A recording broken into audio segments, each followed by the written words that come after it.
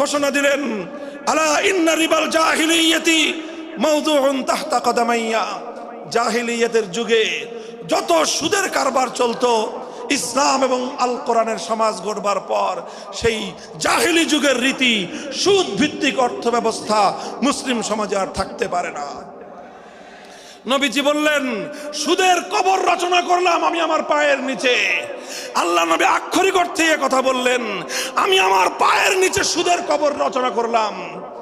এরপরে আল্লাহ নবী ঘোষণা দিলেন, অনেকে আছো তোমরা যারা আগে কুফরির জমানায় জাহিলিয়াতের যুগে সুদের উপর লগ্নি করেছো, সুদের উপর মানুষকে ঋণ দিয়েছো, সুদী মহাজন যারা সুদের ভিত্তিতে মানুষকে টাকা দিয়েছো, এইরকম কাজ কারবার যারা করত, সেই যুগে তাদের মধ্যে একজন ছিলেন স্বয়ং আল্লাহর নবীর চাচা হযরত আব্বাস বিন আব্দুল মুত্তালিব রাদিয়াল্লাহু আনহু।